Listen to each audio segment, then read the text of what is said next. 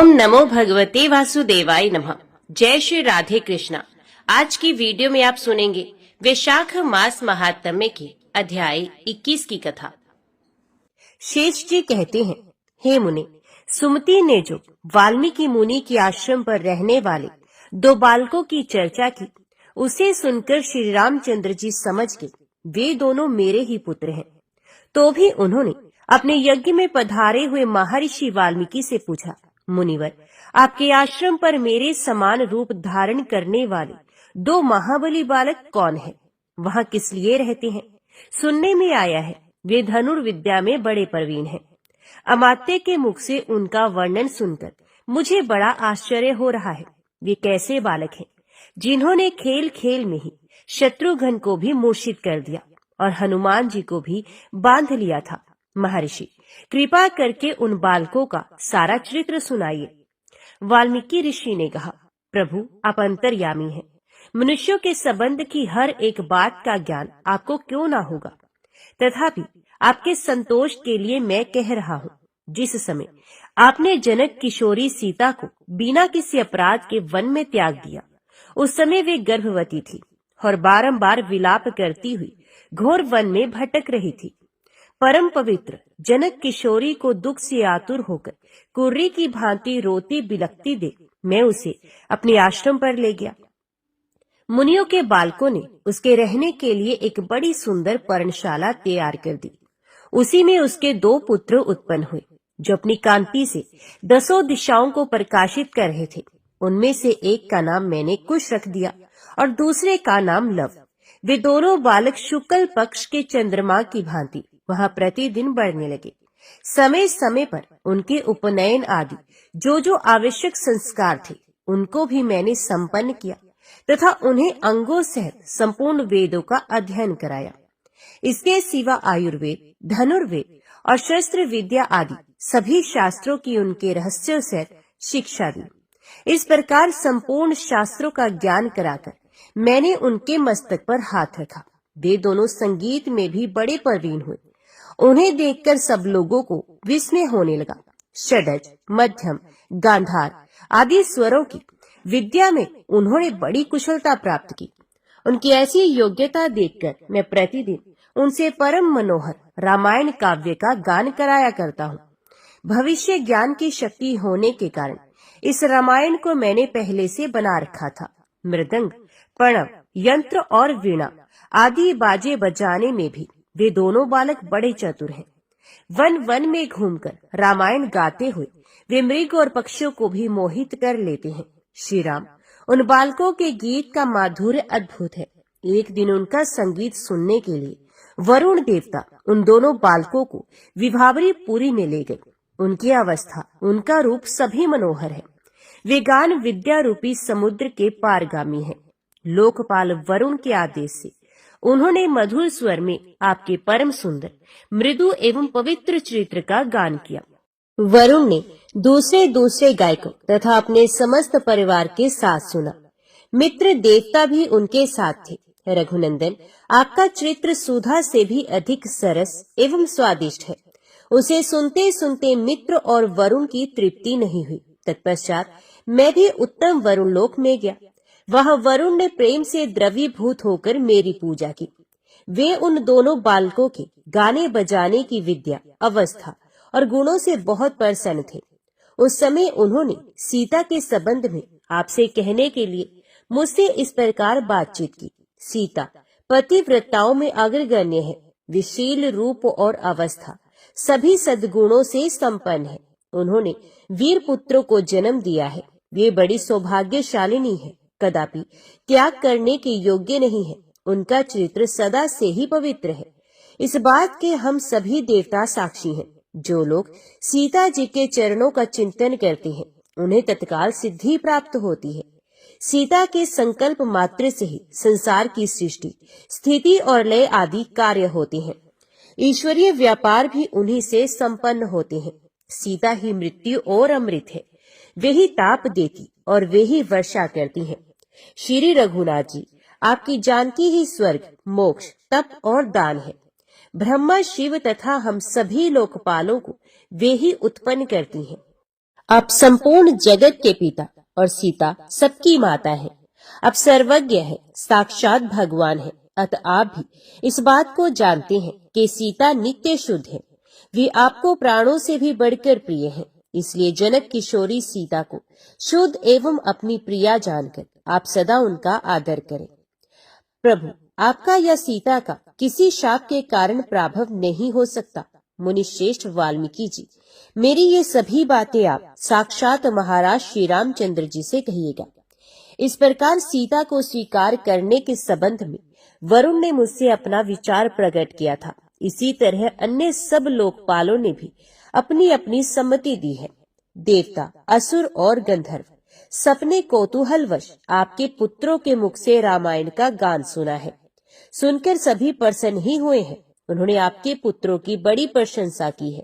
उन दोनों बालकों ने अपनी रूप, गान, अवस्था और गुणों के द्वारा तीनों लोगों को मोह लिया है। लोकपालों ने आशीर्वाद रूप से जो कुछ दिया उसे आपके पुत्रों ने स्वीकार किया। उन्होंने ऋषियों तथा अन्य लोगों से भी बढ़कर कीर्ति पाई है। पुण्य श्लोक पवित्र यश वाले पुरुषों के शिरोमणि श्री रघुनाथ जी, आप त्रिलोकीनाथ होकर भी इस समय गृहस्थ धर्म की लीला कर रहे हैं। अतः विद्या, शील एवं सद्गुणों से विभूषित अपने दोनों पुत्रों को उनकी माता सहित ग्रहण कीजिए। सीता ने ही आपकी मरी हुई सेना को जलाकर उसे प्राण दान दिया है। इससे सब लोगों को उनकी शुद्धि का विश्वास हो गया है। ये लोगों की प्रतीति के लिए प्रत्यक्ष प्रमाण है। ये प्रसंग पतित पुरुषों को भी पावन बनाने वाला है। मानत, सीता की शुद्धि के विषय में ना तो आपसे कोई बात छिपी है, न हम लोगों से और न ही देवताओं से ही। केवल साधारण लोगों को कुछ भ्रम हो गया था, किंतु उपयुक्त घटना से वे भी अवश्य दूर हो गया। भगवान श्री राम यद्यपि सर्वज्ञ है, तो भी जब वाल्मीकि जी ने उन्हें इस प्रकार समझाया तो वे उनकी स्तुति और नमस्कार करके लक्ष्मण से बोले, तात, तुम सुमित्र सहित रथ पर बैठकर धर्मचारिणी सीता को पुत्रों सहित ले आने के लिए अभी जाओ। वहां मेरे तथा मुनि के इन वचनों को सुनाना और सीता को समझा बुझाकर शीघ्र ही अयोध्यापुरी में ले आना। लक्ष्मण ने कहा, प्रभु, मैं अभी जाऊंगा। यदि आप सब लोगों का प्रिय संदेश सुनकर महारानी सीता जी यहाँ पधारेंगी तो समझूंगा मेरी यात्रा सफल हो गई। श्री रामचंद्र जी से ऐसा कहकर लक्ष्मण उनकी आज्ञा से रथ पर बैठे और मुनि के एक शिष्य तथा सुमित्र को साथ लेकर आश्रम को गए। रास्ते में ये सोचते जाते थे कि भगवती सीता को किस प्रकार प्रसन्न करना चाहिए। ऐसा विचार करने से उनके हृदय में कभी हर्ष होता था तो कभी संकोच। वे दोनों भावों के बीच की स्थिति में थे। इसी अवस्था में सीता के आश्रम पर पहुंचे, जो उनके श्रम को दूर करने वाला था। वहां लक्ष्मण रथ से उतरकर सीता के समीप गए और आंखों में आंसू भरकर आर्य, पूजनीय, भगवती, कल्याणमयी इत्यादि संबोधनों का बारंबार उच्चारण करते हुए उनके चरणों में गिर पड़े। भगवती सीता ने वात्सल्य प्रेम से विवल होकर लक्ष्मण को उठाया और इस प्रकार पूछा, सौम्य, मुनि जनों को ही प्रिय लगने वाले इस वन में तुम कैसे आए? बताओ, माता कौशल्या के गर्भ रूपी शुक्ति से जो मौक्तिक के समान प्रकट हुए हैं, वे मेरे आराध्य देव श्री रघुनाथ जी तो कुशल से है ना? देवर जी, उन्होंने अकीर्ति से डरकर तुम्हें मेरे परित्याग का कार्य सौंपा था। यदि इससे भी संसार में उनकी निर्मल कीर्ति का विस्तार हो सके तो मुझे संतोष ही होगा। मैं अपने प्राण देकर भी पति देव के सुयश को स्थिर रखना चाहती हूँ। उन्होंने मुझे त्याग दिया है तो भी मैंने उनका थोड़ी देर के लिए भी कभी त्याग नहीं किया है। निरंतर उन्हीं का चिंतन करती रहती हूँ। मेरे ऊपर सदा कृपा रखने वाली माता कौशल्या को तो कोई कष्ट नहीं है ना? वे कुशल से तो है ना? भरत आदि भाई भी तो सकुशल है ना? तथा महाभागा सुमित्रा, जो मुझे अपने प्राणों से भी बढ़कर प्रिय मानती हैं, वो कैसी हैं? उनकी कुशल बताओ। इस प्रकार सीता ने जब बारंबार सबकी कुशल पूछी तो लक्ष्मण ने कहा, देवी, महाराज कुशल से हैं और आपकी भी कुशलता पूछ रहे हैं। माता कौशल्या, सुमित्रा तथा राजभवन की अन्य सभी देवियों ने प्रेम पूर्वक आशीर्वाद देते हुए आपकी कुशल पूछी है। भरत और शत्रुघ्न ने कुशल प्रश्न के साथ ही आपके श्री चरणों में प्रणाम कहलाया है, जिसे मैं सेवा में निवेदन करता हूँ। गुरुओं तथा समस्त गुरुपत्नियों ने भी आशीर्वाद दिया है, साथ ही कुशल मंगल भी पूछा है। महाराज श्री राम आपको बुला रहे हैं। हमारे स्वामी ने कुछ रोते रोते आपके प्रति जो संदेश दिया है उसे सुनिए। वक्ता के हृदय में जो बात रहती है वे उसकी वाणी में निस्संदेह व्यक्त हो जाती है। श्री रघुनाथ जी ने कहा है, सती शिरोमणि सीते, लोग मुझे ही सबके ईश्वर का भी ईश्वर कहते हैं, किंतु मैं कहता हूँ जगत में जो कुछ हो रहा है इसका स्वतंत्र कारण प्रारब्ध ही है। जो सबका ईश्वर है वे भी प्रत्येक कार्य में अदृष्ट का ही अनुसरण करता है। मेरे धनुष तोड़ने में, कैकेयी की बुद्धि भ्रष्ट होने में, पिता की मृत्यु में, मेरे वन में जाने में, वहां तुम्हारा हरण होने में, समुद्र के पार जाने में, राक्षस राज रावण के मारने में, प्रत्येक युद्ध के अवसर पर वानर, भालू और राक्षसों की सहायता मिलने में, तुम्हारी प्राप्ति में, मेरी प्रतिज्ञा के पूर्ण होने में, पुनः अपने बंधुओं के साथ संयोग होने में, राज्य की प्राप्ति में तथा फिर मुझसे मेरा प्रिय का वियोग होने में एकमात्र अदृष्ट ही अनिवार्य कारण है। देवी, आज वही अदृष्ट फिर हम दोनों का संयोग कराने के लिए प्रसन्न हो रहा है। ज्ञानी लोग भी अदृष्ट का ही अनुसरण करते हैं, उस अदृष्ट का भोग से ही क्षय होता है। अतः तुमने वन में रहकर उसका भोग पूरा कर लिया है। सीते, तुम्हारे प्रति जो मेरा अकृत्रिम स्नेह है वे निरंतर बढ़ता रहता है। आज वही स्नेह निंदा करने वाले लोगों की उपेक्षा करके तुम्हें आदर पूर्वक बुला रहा है। दोष की आशंका मात्र से भी स्नेह की निर्मलता नष्ट हो जाती है। इसलिए विद्वानों को दोष के मार्जन द्वारा स्नेह को शुद्ध करके ही उसका आस्वादन करना चाहिए। कल्याणी, तुम्हें वन में भेजकर मैंने तुम्हारे प्रति अपने स्नेह की शुद्धि ही की है। अतः तुम्हें इस विषय में कुछ अन्यथा विचार नहीं करना चाहिए। मैंने तुम्हारा त्याग किया है ऐसा नहीं मानना चाहिए। शिष्ट पुरुषों के मार्ग का अनुसरण करके मैंने निंदा करने वाले लोगों की भी रक्षा ही की है। देवी, हम दोनों की जो निंदा की गई है इससे हमारी तो प्रत्येक अवस्था में शुद्धि ही होगी, किंतु ये मूर्ख लोग जो महापुरुषों के चरित्र को लेकर निंदा करते हैं इससे वे स्वयं ही नष्ट हो जाएंगे। हम दोनों की कीर्ति उज्जवल है, हम दोनों का स्नेह रस उज्जवल है, हम लोगों के वंश उज्जवल है तथा हमारे संपूर्ण कर्म भी उज्जवल है। इस पृथ्वी पर जो हम दोनों की कीर्ति का गान करने वाले पुरुष हैं वे भी उज्जवल रहेंगे। जो हम दोनों के प्रति भक्ति रखते हैं वे संसार सागर से पार हो जाएंगे। इस प्रकार आपके गुणों से प्रसन्न होकर श्री रघुनाथ जी ने ये संदेश दिया है। अतः अब आप अपने पतिदेव की चरण कमलों का दर्शन करने के लिए अपने मन को उनके प्रति सद्य बनाइए। महारानी, आपके दोनों कुमार हाथी पर बैठकर आगे आगे चले। आप शिविका में आरूढ़ होकर मध्य में रहे और मैं आपके पीछे पीछे चलूं। इस तरह आप अपनी पूरी अयोध्या में पधारे। वहां चलकर जब आप अपने प्रियतम श्री राम से मिलेंगी उस समय यज्ञशाला में सब ओर से आई हुई संपूर्ण राज महिलाओं को, समस्त ऋषि पत्नियों को तथा माता कौशल्या को भी बड़ा आनंद होगा। नाना प्रकार के बाजे बजेंगे, मंगल गान होंगे तथा अन्य ऐसे ही समारोहों के द्वारा आज आपके शुभ आगमन का महान उत्सव मनाया जाएगा। ये संदेश सुनकर महारानी सीता ने कहा, लक्ष्मण, मैं धर्म, अर्थ और काम से शून्य हूँ। भला मेरे द्वारा महाराज का कौन सा कार्य सिद्ध होगा? पानी ग्रहण के समय जो उनका मनोहर रूप मेरे हृदय में बस गया वे कभी अलग नहीं होता। ये दोनों कुमार उन्हीं के तेज से प्रकट हुए हैं।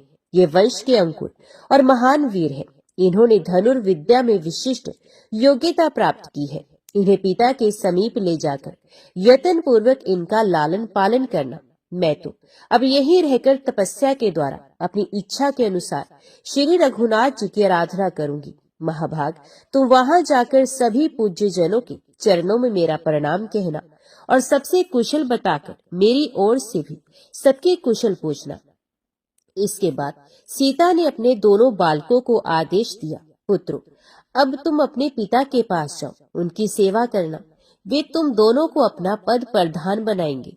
कुमार कुश और लव नहीं चाहते थे कि हम माता के चरणों से अलग हों, फिर भी उनकी आज्ञा मानकर वे लक्ष्मण के साथ गए। वहां पहुंचने पर भी वे वाल्मीकि जी के ही चरणों के निकट गए। लक्ष्मण ने भी बालकों के साथ जाकर पहले महर्षि को ही प्रणाम किया। फिर वाल्मीकि, लक्ष्मण तथा वे दोनों कुमार सब एक साथ मिलकर चले और श्री रामचंद्र जी की सभा में स्थित जान उनके दर्शन के लिए उत्कंठित हो वहीं गए। लक्ष्मण ने श्री रामचंद्र जी के चरणों में प्रणाम करके सीता के साथ जो कुछ बातचीत हुई थी वे सब उनसे कह सुनाए। उस समय परम बुद्धिमान लक्ष्मण हर्ष और शोक दोनों भावों में मगन हो रहे थे। श्री रामचंद्र जी ने कहा, सखे, एक बार फिर वहां जाओ और महान प्रयत्न करके सीता को शीघ्र यहाँ ले आओ, तुम्हारा कल्याण हो।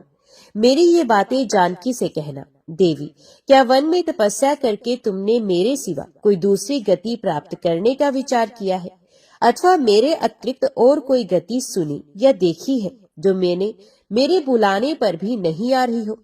तुम अपनी ही इच्छा के कारण यहाँ से मुनियों को प्रिय लगने वाले वन में गई थी। वहां तुमने मुनि पत्नियों का पूजन किया और मुनियों के भी दर्शन किए। अब तो तुम्हारी इच्छा पूरी हुई, अब क्यों नहीं आती? जानकी, स्त्री कहीं भी क्यों ना जाए, पति ही उसके लिए एकमात्र गति है। वे गुणहीन होने पर भी पत्नी के लिए गुणों का सागर है। फिर यदि वे मन के अनुकूल हुआ तब तो उसकी मान्यता के विषय में कहना ही क्या। उत्तम कुल की स्त्रियां जो जो कार्य करती हैं वे सब पति को संतुष्ट करने के लिए ही होता है, परंतु मैं तो तुम पर पहले से ही विशेष संतुष्ट हूँ और इस समय वे संतोष और भी बढ़ गया है। त्याग, जप, तप, दान, व्रत, तीर्थ और दया आदि सभी साधन मेरे प्रसन्न होने पर ही सफल होते हैं। मेरे संतुष्ट होने पर संपूर्ण देवता संतुष्ट हो जाते हैं, इसमें तनिक भी संदेह नहीं। लक्ष्मण ने कहा, भगवान, सीता को ले आने के उद्देश्य से प्रसन्न होकर आपने जो जो बातें कही हैं वे सब मैं उन्हें विनय पूर्वक सुनाऊंगा। ऐसा कहकर लक्ष्मण ने श्री रघुनाथ जी के चरणों में प्रणाम किया और अत्यंत वेगशाली रथ पर सवार हो वे तुरंत सीता के आश्रम पर गए।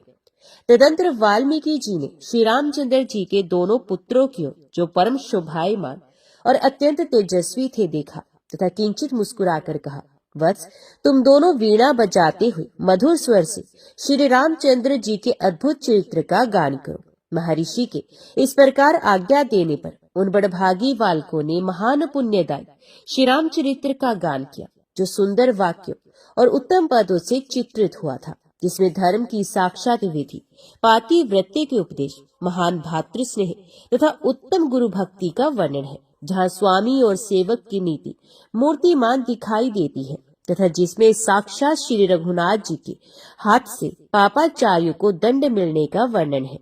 बालकों के उस गान से सारा जगत मुग्ध हो गया। स्वर्ग के देवता भी विस्मय में पड़ गए, किन्नर भी वे गान सुनकर मूर्छित हो गए। श्री राम आदि सभी राजा नेत्रों से आनंद के आंसू बहाने लगे। वे गीत के पंचम स्वर का आलाप सुनकर ऐसे मोहित हुए कि हिल डुल नहीं सकते थे, चित्र लिखित से जान पड़ते थे। तत्पश्चात महर्षि वाल्मीकि ने कुश और लव से कृपा पूर्वक कहा, वत्स, तुम लोग नीति के विद्वानों में श्रेष्ठ हो, अपने पिता को पहचानो। ये श्री रघुनाथ जी तुम्हारे पिता है, इनके प्रति पुत्रोचित बर्ताव करो। मुनि का ये वचन सुनकर दोनों बालक विनीत भाव से पिता के चरणों में लग गए। माता की भक्ति के कारण उन दोनों के हृदय अत्यंत निर्मल हो गए थे। श्री रामचंद्र जी ने अत्यंत प्रसन्न होकर अपने दोनों बालकों को छाती से लगा लिया। उस समय उन्होंने ऐसा माना कि मेरा धर्म ही इन दोनों पुत्रों के रूप में मूर्तिमान होकर उपस्थित हुआ है। वात्स्यायन जी, सभा में बैठे हुए लोगों ने भी श्री रामचंद्र जी के पुत्रों का मनोहर मुख देखकर जानकी जी की पति भक्ति को सत्य माना। शेष जी के मुख से इतनी कथा सुनकर वात्स्यायन को संपूर्ण धर्मों से युक्त रामायण के विषय में कुछ सुनने की इच्छा हुई। अतएव उन्होंने पूछा, स्वामी, महर्षि वाल्मीकि ने इस रामायण नामक महान काव्य की रचना किस समय की, किस कारण से की तथा इसके भीतर किन किन बातों का वर्णन किया? शेष जी ने कहा, एक समय की बात है। वाल्मीकि जी महान वन के भीतर गए, जहाँ ताल तमाल और खिले हुए पलाश के वृक्ष शोभा पा रहे थे। कोयल की मीठी तान और भ्रमरों की गुंजार से गूंजते रहने के कारण वे वन्य प्रदेश सबोर से रमणीय जान पड़ता था। कितने ही मनोहर पक्षी वहाँ बसेरा ले रहे थे। महर्षि जहाँ खड़े थे उसके पास ही दो सुंदर क्रोंच पक्षी काम बाण से पीड़ित हो रमण कर रहे थे। दोनों में परस्पर स्नेह था और दोनों एक दूसरे के संपर्क में रहकर अत्यंत हर्ष का अनुभव करते थे। इसी समय एक व्याध वहां आया और उस निर्दयी ने उन पक्षियों में से एक को, जो बड़ा सुंदर था, बाण से मार गिराया। वे देख मुनि को बड़ा क्रोध हुआ और उन्होंने सरिता का पावन जल हाथ में लेकर क्रोध की हत्या करने वाले उस निषाद को शाप दिया। ओ निषाद, तुझे कभी भी शाश्वत शांति नहीं मिलेगी, क्योंकि तूने इन क्रोंच पक्षियों में से एक की, जो काम से मोहित हो रहा था, बिना किसी अपराध के हत्या कर डाली है। ये वाक्य छंदोबद्ध श्लोक के रूप में निकला। इसे सुनकर मुनि के शिष्यों ने प्रसन्न होकर कहा, स्वामी, आपने शाप देने के लिए जिस वाक्य का प्रयोग किया है, उसमें से देवी सरस्वती ने श्लोक का विस्तार किया है। मुनिश्रेष्ठ, ये वाक्य अत्यंत मनोहर श्लोक बन गया है। उस समय ब्रह्म ऋषि वाल्मीकि जी के मन में भी बड़ी प्रसन्नता हुई। उसी अवसर पर ब्रह्मा जी ने आकर वाल्मीकि जी से कहा, मुनीश्वर, तुम धन्य हो। आज सरस्वती तुम्हारे मुख में स्थित होकर श्लोक रूप में प्रकट हुई है, इसलिए अब तुम मधुर अक्षरों में सुंदर रामायण की रचना करो।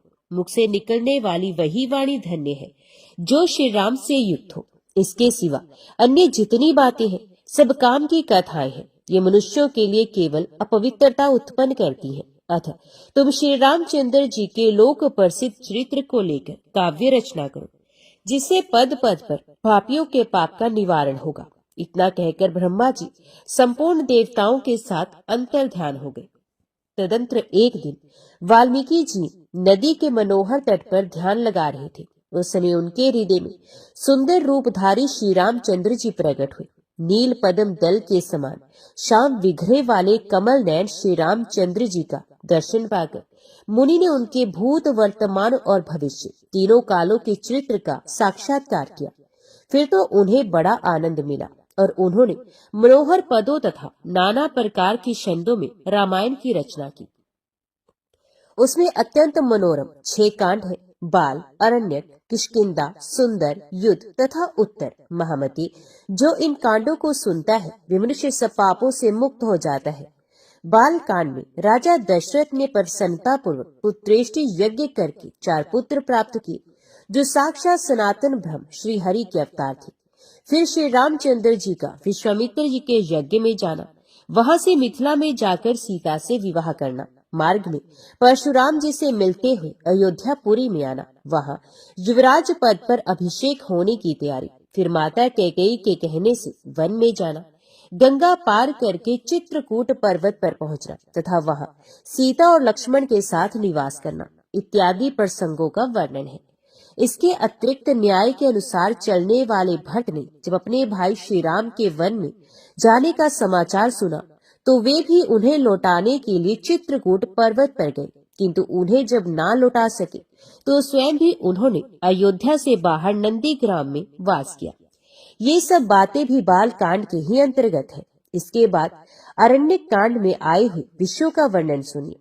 सीता और लक्ष्मण सहित श्री राम का भिन्न भिन्न मुनियों के आश्रम में निवास करना, वहां के स्थान आदि का वर्णन, शूर्पणखा की नाक का काटा जाना, खर और दूषण का विनाश, माया में मृत के रूप में आए हुए मारीच का मारा जाना, राक्षस रावण के द्वारा राम पत्नी सीता का हरण, श्री राम का विरह अकुल होकर वन में भटकना और मनोवाचिक लीलाएं करना, फिर कबंध से भेंट होना, परंपा सरोवर पर जाना और श्री हनुमान जी से मिलाप होना। ये सभी कथाएं अरण्यक कांड में नाम से प्रसिद्ध है।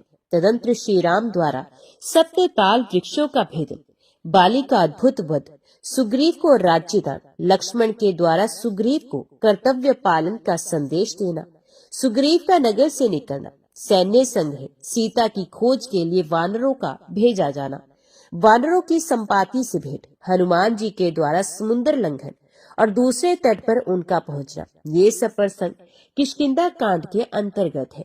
ये कांड अद्भुत है। अब सुंदर कांड का वर्णन सुनिए, जहाँ श्री रामचंद्र जी की अद्भुत कथा का उल्लेख है। हनुमान जी का सीता की खोज के लिए लंका के प्रत्येक घर में घूमना तथा वहां के विचित्र विचित्र दृश्यों का देखना, फिर सीता का दर्शन, उनके साथ बातचीत तथा वन का विध्वंस, कुपित हुए राक्षसों के द्वारा हनुमान जी का बंधन, हनुमान जी के द्वारा लंका का दहन, फिर समुद्र के इस पार आकर उनका वानरों से मिलना, श्री रामचंद्र जी को सीता की दी हुई पहचान अर्पण करना, सेना के लंका के लिए प्रस्थान, समुद्र में पुल बांधना तथा सेना में शुक और सारण गाना, ये सब विषय सुंदरकांड में आते हैं। इस प्रकार सुंदरकांड का परिचय दिया गया।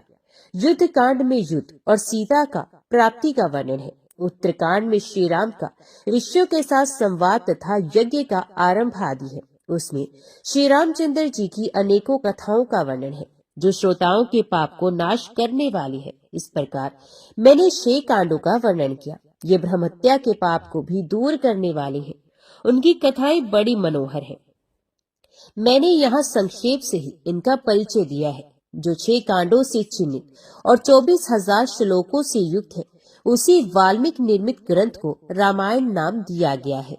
तदंतर लक्ष्मण ने आकर पुनः जानकी के चरणों में प्रणाम किया। विनयशील लक्ष्मण को आया देख पुनः अपने बुलाए जाने की बात सुनकर सीता ने कहा, सुमित्रा नंदन, मुझे श्री रामचंद्र जी ने महान वन में त्याग दिया है, अतः अब मैं कैसे चल सकती हूँ? यही महर्षि वाल्मीकि के आश्रम पर रहूंगी और निरंतर श्री राम का स्मरण किया करूंगी। उनकी बात सुनकर लक्ष्मण ने कहा, माता जी, आप पतिव्रता है। श्री रघुनाथ जी बारंबार आपको बुला रहे हैं। पतिव्रता स्त्री अपने पति के अपराध को मन में नहीं लाती, इसलिए इस उत्तम रथ पर बैठिए और मेरे साथ चलने की कृपा कीजिए। पति को ही देवता मानने वाली जानकी ने लक्ष्मण की ये सब बातें सुनकर आश्रम की संपूर्ण तपस्विनी स्त्रियों तथा वेद वेत्ता मुनियों को प्रणाम किया और मन ही मन श्री राम का स्मरण करती हुई वे रथ पर बैठकर अयोध्यापुरी की ओर चली। उस समय उन्होंने बहुमूल्य वस्त्र और आभूषण धारण किए थे। क्रमश नगरी में पहुंचकर वे सरयू के नदी के तट पर गए, जहां स्वयं श्री रघुनाथ जी विराजमान थे। पातिव्रत्य में तत्पर रहने वाली सुंदरी सीता वहां जाकर रथ से उतर गई और लक्ष्मण के साथ श्री रामचंद्र जी के समीप पहुंचकर उनके चरणों में लग गई। प्रेम विवला जानकी को आई देख श्री रामचंद्र जी बोले, साध्वी, इस समय तुम्हारे साथ मैं यज्ञ की समाप्ति करूंगा। तत्पश्चात सीता महर्षि वाल्मीकि तथा अन्यान्य ब्रह्मर्षियों को नमस्कार करके माताओं के चरणों में प्रणाम करने के लिए उत्कंठा पूर्वक उनके पास गई। वीर पुत्रों को जन्म देने वाली अपनी प्यारी बहू जानकी को आती देख कौशल्या को बड़ा हर्ष हुआ। उन्होंने सीता को बहुत आशीर्वाद दिया। कैकेयी ने भी विदेह नंदिनी को अपने चरणों में प्रणाम करती देखकर आशीर्वाद देते हुए कहा, बेटी, तुम अपने पति और पुत्रों के साथ चिरकाल तक जीवित रहो। इसी प्रकार सुमित्रा ने भी पुत्रवती जानकी को अपने पैर पर पड़ी देख उत्तम आशीर्वाद प्रदान किया। श्री रामचंद्र जी की प्यारी पत्नी सती साध्वी सीता सबको प्रणाम करके बहुत प्रसन्न हुई।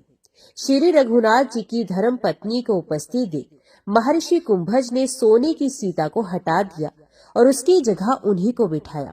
उस समय यज्ञ मंडप में सीता के साथ बैठे हुए श्री रामचंद्र जी की बड़ी शोभा हुई। फिर उत्तम समय आने पर श्री रघुनाथ जी ने यज्ञ का कार्य आरंभ किया। उन्होंने उत्तम बुद्धि वाले वशिष्ठ से पूछा, स्वामी, अभी श्रेष्ठ यज्ञ में कौन सा आवश्यक कर्तव्य बाकी रह गया है? राम की बात सुनकर महाबुद्धिमान गुरुदेव ने कहा, अब आपको ब्राह्मणों की संतोषजनक पूजा करनी चाहिए। ये सुनकर श्री रामचंद्र जी ने महर्षि कुंभज को पूज्य मानकर सबसे पहले उन्हीं का पूजन किया। रत्न और स्वर्णों के अनेक भार, मनुष्यों से भरे हुए कई देश तथा अत्यंत प्रीतिदायक वस्तुएं दक्षिणा में देकर उन्होंने पत्नी सहित अगस्त्य मुनि का सत्कार किया।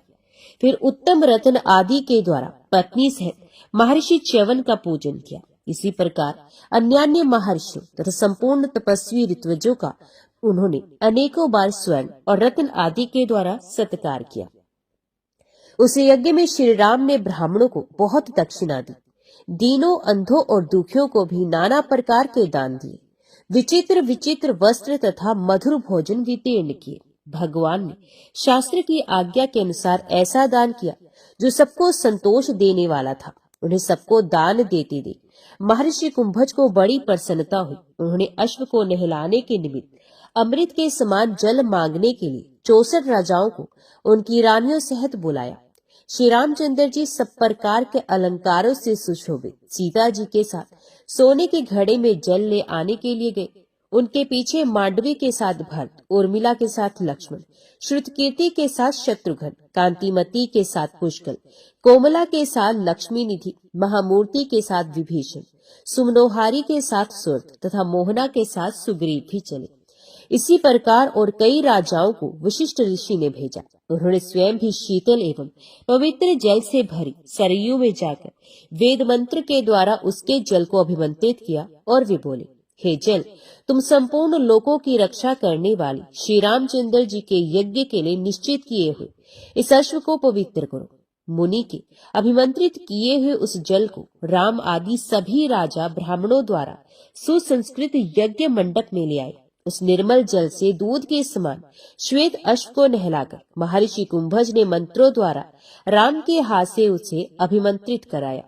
श्री रामचंद्र जी अश्व को लक्ष्य करके बोले, महाबाह, ब्राह्मणों से भरे हुए इस यज्ञ मंडप में तुम मुझे पवित्र करो। ऐसा कहकर श्री राम ने सीता के साथ उस अश्व का स्पर्श किया।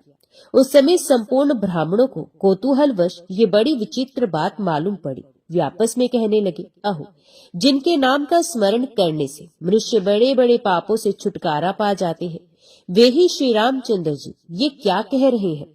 क्या अश्व इन्हें पवित्र करेगा? यज्ञ मंडप में श्री राम के हाथ का स्पर्श होते ही उस अश्व ने पशु शरीर का परित्याग करके तुरंत दिव्य रूप धारण कर लिया। घोड़े का शरीर छोड़कर दिव्य रूपधारी मनुष्य के रूप में प्रकट हुए उस अश्व को देखकर यज्ञ में आए हुए सब लोगों को बड़ा विस्मय हुआ। यद्यपि श्री रामचंद्र जी स्वयं सब कुछ जानते थे, तो भी सब लोगों को इस रहस्य का ज्ञान कराने के लिए उन्होंने पूछा, दिव्य शरीर धारण करने वाले पुरुष तुम कौन हो? अश्व योनि में क्यों पड़े थे तथा इस समय क्या करना चाहते हो? ये सब बातें बताओ। राम की बात सुनकर दिव्य रूपधारी पुरुष ने कहा, भगवान, आप बाहर और भीतर सर्वत्र व्यापक है, अतः आपसे कोई बात छिपी नहीं। फिर भी यदि पूछ रहे हैं तो मैं आपसे सब कुछ ठीक ठीक बता रहा हूँ। पूर्व जन्म में मैं एक परम धर्मात्मा ब्राह्मण था, किंतु मुझसे एक अपराध हो गया। महाभाव, एक दिन मैं पाप हारिणी सरयू के तट पर गया और वहां स्नान, पितरों का तर्पण तथा विधि पूर्वक दान करके वेदोक्त रीति से आपका ध्यान करने लगा। महाराज, उस समय मेरे पास बहुत से मनुष्य आए और उन सबको ठगने के लिए मैंने कई प्रकार का दंभ प्रकट किया। इसी समय महातेजस्वी महर्षि दुर्वासा अपनी इच्छा के अनुसार पृथ्वी पर विचरते हुए वहां आए और सामने खड़े होकर मुझे दंभी को देखने लगे। मैंने मौन धारण कर रखा था, ना तो उठकर उन्हें अर्घ्य दिया, न उनके प्रति कोई स्वागत पूर्ण वचन ही मुंह से निकाला। मैं उन्मत्त हो रहा था। महामती दुर्वासा का स्वभाव तो यो ही तीक्ष्ण है। मुझे दंभ करते देख वे और भी प्रचंड क्रोध के वशीभूत हो गए तथा शाप देते हुए बोले, ताप साधन, यदि तू सरयू के तट पर ऐसा घोर दंभ कर रहा है तो पशु योनि को प्राप्त हो जा। मुनि के दिए हुए शाप को सुनकर मुझे बड़ा दुख हुआ और मैंने उनके चरण पकड़ लिए। रघुनंदन, तब मुनि ने मुझ पर महान अनुग्रह किया और वे बोले, तापस, तू श्री रामचंद्र जी के अश्व में यज्ञ का अश्व बनेगा। फिर भगवान के हाथ का स्पर्श होने से तू दंभ ही दिव्य एवं मनोहर रूप धारण कर परम पद को प्राप्त हो जाएगा। महर्षि का दिया हुआ ये शाप ही मेरे लिए अनुग्रह बन गया। राम, अनेकों जन्मों के पश्चात देवता आदि के लिए भी जिसकी प्राप्ति होना कठिन है, वही आपकी अंगुलियों का अत्यंत दुर्लभ स्पर्श आज मुझे प्राप्त हुआ है। महाराज, अब आज्ञा दीजिए, मैं आपकी कृपा से महत पद को प्राप्त हो रहा हूँ, जहाँ न शोक है, न जरा, न मृत्यु है, न काल का विलास। उस स्थान को जाता हूँ। राजन, ये सब आपका ही प्रसाद है। ये कहकर उसने श्री रघुनाथ जी की परिक्रमा की और श्रेष्ठ विमान पर बैठकर भगवान के चरणों की कृपा से वे उनके सनातन धाम को चला गया। उस दिव्य पुरुष की बातें सुनकर अन्य साधारण लोगों को श्री रामचंद्र जी की महिमा का ज्ञान हुआ और वे सबके सब परस्पर आनंद मगन होकर बड़े विस्मय में पड़े। महाबुद्धिमान वात्स्यायन जी, सुनिए, दंभ पूर्वक स्मरण करने पर भी भगवान श्री हरि मोक्ष प्रदान करते हैं। फिर यदि दंभ छोड़कर उसका भजन किया जाए तब तो कहना ही क्या है। जैसे भी हो, श्री रामचंद्र जी का निरंतर स्मरण करना चाहिए, जिससे उस परम पद की प्राप्ति होती है जो देवता आदि के लिए भी दुर्लभ है। अश्व की मुक्ति रूप विचित्र व्यापार देखकर मुनियों ने अपने को भी कृतार्थ समझा क्योंकि वे स्वयं भी श्री रामचंद्र जी के चरणों के दर्शन और कर स्पर्श से पवित्र हो रहे थे।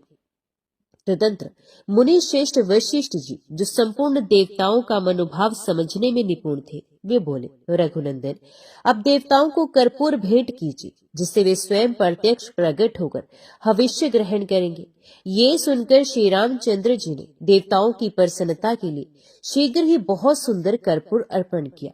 इससे महर्षि वशिष्ठ के हृदय में बड़ी प्रसन्नता हुई और उन्होंने अद्भुत रूपधारी देवताओं का आवाहन किया। मुनि के आवाहन करने पर एक ही क्षण में संपूर्ण देवता अपने अपने परिवार सहित वहां पहुंचे। उस यज्ञ में दी जाने वाली हवि श्री रामचंद्र जी की दृष्टि पड़ने से अत्यंत पवित्र हो गई थी। देवताओं सहित इंद्र उसका आस्वादन करने लगे। उन्हें तृप्ति नहीं होती थी, अधिकाधिक लेने की इच्छा बनी रहती थी। नारायण, महादेव, ब्रह्मा, वरुण, कुबेर तथा अन्य लोकपाल सबके सब तृप्त हो अपना अपना भाग लेकर अपने धाम को चले गए। होता का कार्य करने वाले जो प्रधान ऋषि थे, उन सबको भगवान ने चारों दिशाओं में राज्य दिया तथा उन्होंने भी संतुष्ट होकर श्री रघुनाथ जी को उत्तम आशीर्वाद दिए। तत्पश्चात वशिष्ठ जी ने पूर्ण आहुति करके कहा, सौभाग्यवती स्त्रियां आकर यज्ञ की पूर्ति करने वाले महाराज की अभिउदय कामना करें। उनकी बात सुनकर स्त्रियां उठी और बड़े बड़े राजाओं द्वारा पूजित श्री रामचंद्र जी के ऊपर, जो अपने सौंदर्य से कामदेव को भी परास्त कर रहे थे, अत्यंत हर्ष के साथ खील की वर्षा करने लगी। इसके बाद महर्षि ने श्री रामचंद्र जी को यज्ञांत स्नान के लिए प्रेरित किया। तब श्री रघुनाथ जी आत्मजनों के साथ सरयू के उत्तम तट पर गए। उस समय जो लोग सीतापति के मुखचंद्र का अवलोकन करते, वे एकटक दृष्टि से देखते ही रह जाते थे। उनकी आंखें स्थिर हो जाती थी। जिनके हृदय में चिरंतन काल से भगवान के दर्शन की लालसा लगी हुई थी, वे लोग महाराज श्री राम को सीता के साथ सरयू की ओर जाते देखकर आनंद में मगन हो गए। अनेकों नट और गंधर्व उज्जवल यश का गान करते हुए स्वर्लोक नमस्कृत महाराज के पीछे पीछे गए। नदी का मार्ग झुंड के झुंड स्त्री पुरुषों से भरा था। उसी से चलकर वे शीतल एवं पवित्र जल से परिपूर्ण सरयू नदी के समीप पहुंचे। वहां पहुंचकर कमल नयन श्री राम ने सीता के साथ सरयू के पावन जल में प्रवेश किया। तत्पश्चात भगवान के चरणों की धूलि से पवित्र हुए उस विश्व वंदित जल में संपूर्ण राजा तथा साधारण जन समुदाय के लोग भी उतरे। धर्मात्मा श्री रामचंद्र जी सरयू के पावन जल प्रवाह में सीता के साथ चिरकाल तक क्रीड़ा करके बाहर निकले। फिर उन्होंने धोत वस्त्र धारण किया, किरीट और कुंडल पहने तथा केयूर और कंकन की शोभा को भी अपनाया। इस प्रकार वस्त्र और आभूषणों से विभूषित होकर करोड़ों कंदर्पों की सुषमा धारण करने वाले श्री रामचंद्र जी अत्यंत सुशोभित हुए। उसमें कितने ही राजे महाराजे उनकी स्तुति करने लगे। महामना श्री रघुनाथ जी ने सरयू के पावन तट पर उत्तम वर्ण से सुशोभित यज्ञ युग की स्थापना करके अपनी भुजाओं के बल से तीनों लोकों की अद्भुत संपत्ति प्राप्त की, जो दूसरे नरेशों के लिए सर्वथा दुर्लभ है। इस तरह भगवान श्री राम ने जनक नंदिनी सीता के साथ 3 अश्वमेध यज्ञों का अनुष्ठान किया तथा त्रिभुवन में अत्यंत दुर्लभ और अनुपम कीर्ति प्राप्त की। वात्स्यायन जी, आपने जो श्री रामचंद्र जी की उत्तम कथा के विषय में प्रश्न किया था, उसका उपयुक्त प्रकार से वर्णन किया गया। अश्वमेध यज्ञ का वृत्तांत मैंने विस्तार के साथ कहा है। अब आप और क्या पूछना चाहते हैं? जो मनुष्य भगवान के प्रति भक्ति रखते हुए श्री रामचंद्र जी के इस उत्तम यज्ञ का श्रवण करता है, वे ब्रह्म हत्या जैसे पाप को भी क्षण भर में पार करके सनातन ब्रह्म को प्राप्त होता है। इस कथा के सुनने से पुत्रहीन पुरुष को पुत्रों की प्राप्ति होती है, धनहीन को धन मिलता है, रोगी रोग से और कैद में पड़ा हुआ मनुष्य बंधन से छुटकारा पा जाता है। जिनकी कथा सुनने से दुष्ट चांडाल भी परम पद को प्राप्त होता है, उन्हीं श्री रामचंद्र जी की भक्ति में यदि श्रेष्ठ ब्राह्मण प्रवृत्त हो तो उसके लिए क्या कहना। महाभाग श्री राम का स्मरण करके पापी भी उस परम पद या परम स्वर्ग को प्राप्त कर लेता है, जो इंद्र आदि देवताओं के लिए भी दुर्लभ है। संसार में वे ही मनुष्य धन्य है जो श्री रघुनाथ जी का स्मरण करते हैं। वे लोग क्षण भर में इस संसार समुद्र को पार करके अक्षय सुख को प्राप्त होते हैं। इस अश्वमेध की कथा को सुनकर वाचक को 2 गो प्रदान करे तथा वस्त्र, अलंकार और भोजन आदि के द्वारा उसका तथा उसकी पत्नी का सत्कार करे। ये कथा ब्रह्महत्या की राशि का विनाश करने वाली है। जो लोग इसका श्रवण करते हैं वे देव दुर्लभ परम पद को प्राप्त होते हैं। ओम नमो भगवते वासुदेवाय नमः। जय श्री राधे कृष्ण।